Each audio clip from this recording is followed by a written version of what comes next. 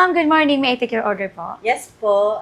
Ano po, isang medium size ng macchiato. Macchiato, okay? Tagal mo naman magsalita. Aray Alis ko, ka aray dyan. ko! Alis. Ay, miss, sorry ha, pero may pila po eh.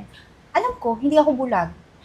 Ito, kailangan nasa una ng pila.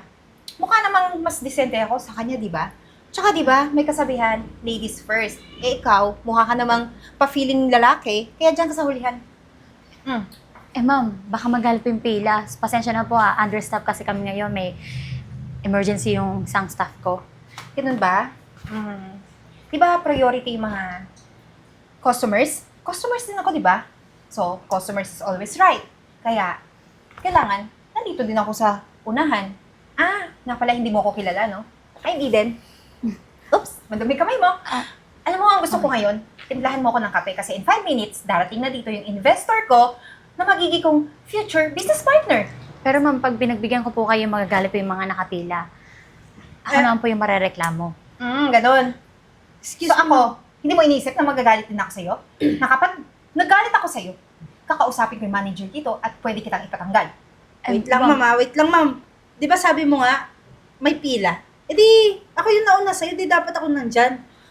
Alam mo, tignan na lang natin sa katayuan ng buhay natin, sa estado ng buhay natin, sino mas mukhang malinis? Di ba ako? Kaya ako mauna. Kaya huwag ka nga sumabat dyan. Naman yun.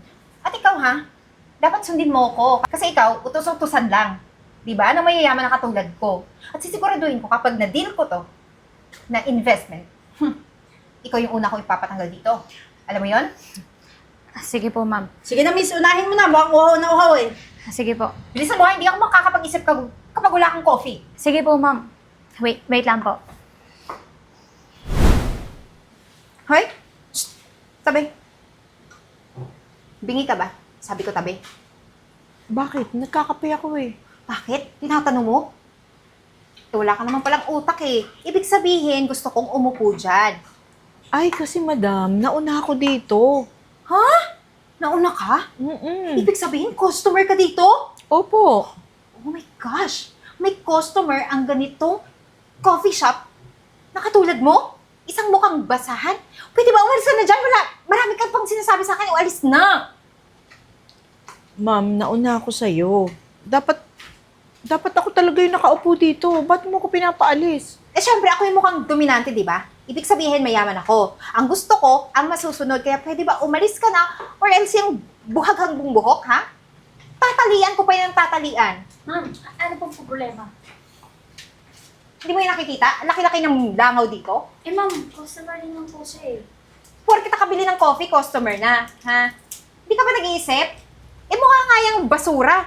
Gusto ko paalisin, gusto ko diyang umupo. O ano, hindi mo pa maalisin?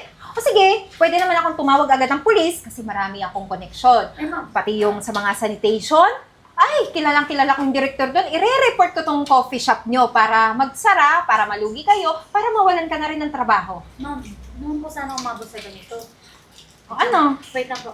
Ma'am, pwede po, lipat na lang po mga tayo doon sa kabilang table. Pasensya na po. Bilis na!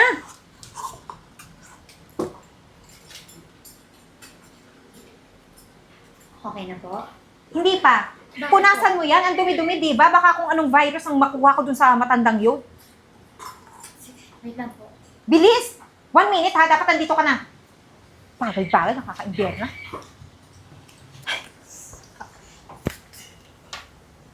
Yusin mo ha. Yes po ma'am. Bagal, ha? Okay na po. Imbiyer na to.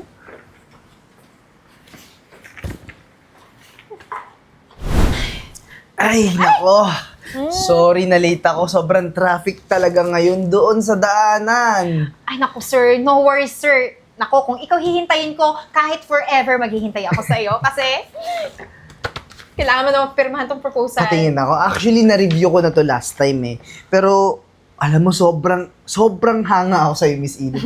Napakagaling mo. Presentable talaga lahat tong mga naku, hindi ako makapaniwala na maganda yung magiging income at saka yung partnership na mangyayari. Pero, bago ako pumirma, mag-order muna ako ng coffee. Teka lang, sir. I-remind lang kita, ha? Good luck kung mag-order ka doon ng kape. Kasi naman, yung barista dito, alam mo yun, parang wala talagang utak totally. Kasi kung ano na lang sinasabi kanina, hindi ako priority na ako yung mukhang decente ditong customer nila. Umaga pa lang, na-bad trip na ako. Mabuti na lang, kinalma ko yung sarili ko kasi kikitain kita. Kailangan good mood ako, di ba? Dapat good vibes, ganun. Pero, ayun, binabalaan lang kita, sir, para hindi ka naman mabigla. Ano yung mga kilos ng mga trabahante dito. Kaya nga, ready na ako magdagay ng review, ng bad review sa coffee shop na to. Kasi, nako, magsisisi ka talaga. Ah, ganun ba? Nako. Pero sige, kailangan ko rin kasi umorder ng coffee para maging okay yung utak ko para pag nagpirmahan na tayo, okay na talaga lahat. Basta sir, i-explain ko pa lahat ng proposal dito para maintindihan ko pa ng mas mabuti. Sige, Miss Eden, o-order lang ako ng coffee. Go! Ma'am, pasensya na po. Ito na po yung delicacies na order nyo. Yan? Yes po. Pinaghintay mo ko ng 2 minutes para dito? Sa mukhang taing to? Eh ma'am, 2 minutes na naman po yung nasayang sa inyo. Eh, ang dami ko pong nasikasong customer dyan. Di na naman po kayong tao dito. Hoy, negosyante ako. Time is gold sa akin, ha? Kaya dapat ako din inaasikaso ng mabilisan. Alam mo yun? Ikaw talaga wala kang utak eh. Nagigigil na ako sa'yo. Kanina ka pa. Eh ma'am, kung pwede po ako lumipad, gagawin ko, magawa lang po lahat ng kailangan kong gawin dito. Eh, ako lang po mag-isa kasi talaga. Pasensya na po. Alam mo yung dapat sa'yo, ha?